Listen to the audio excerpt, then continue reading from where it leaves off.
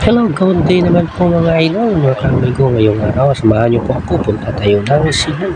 So ngayong araw, ito yung lakbay natin, yung biyahe from town to Cebu. So simula tayo dito sa lugar po namin sa Rojas. Ito yung lugar. Sakay tayo ng bus mga kamigo. Sa ngayon, medyo umaga pa, wala pa tayong mga pasahero na kasama. Pero baya-baya, ito na. Puno na yung bus natin. At pagdating ko sa Iloilo mga idol, ay naku, sirado yung city kasi mayroong close daw, kaya ano yun, mayroong parid. Dito naglakad ako Socorro Drugstore. Yan, nakikita nyo mayroong parid dyan, kaya sirado yung city ngayong hapon. No choice po tayo, kaya maglakad po tayo papunta ng Port San Pedro. So medyo mababa pa yung lakarin natin papunta doon. So mas maga pa man, kaya medyo chill muna tayo sa paglalakad mga kamigo. At pagdating ko dun sa port, ayan, kumuha na po tayo ng ticket at bayad tayo ng 1,450. So ito na yung ticket na nakuha natin. So ito yung mga kasama ko na pasok doon.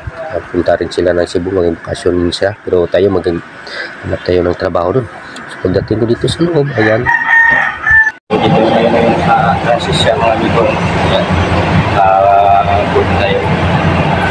So yung pisto na doon, so malaki tayo sa exit, matama lang. So dito po tayo sa ngayon sa kantin kasi nagutom po tayo sa paglalakbay kanina. Ayan, mahanap tayo ng pagkain dito. Ay ito, pakain po tayo ngayon. So ito na, umalis na yung barko pagdating natin sa Cebu. Ayan, touchdown na, nakarating na tayo mga kamigo. So ito, lalakad naman tayo papunta dun sa sasakyan natin.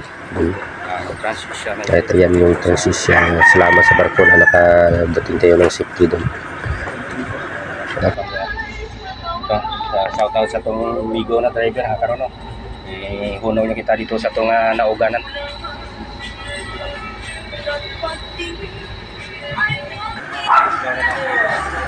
At siyempre, pagdating ko doon, touchdown na, nakaabot na po tayo sa ating pagdulong destination mga idol. So ito yung mga alaga ni madam. So dito na tayo ngayon, dating tayo na safety mga kamigo. So salamat sa panonood mga kamigo, mga sambuli. At salamat din sa Panginoon dahil safety niya, nakarating tayo ng maayos dito mga idol. So ito na, naglaro-laro na tayo ng mga aso ni madam. So, mga muli, salamat sa panonood mga kamigo.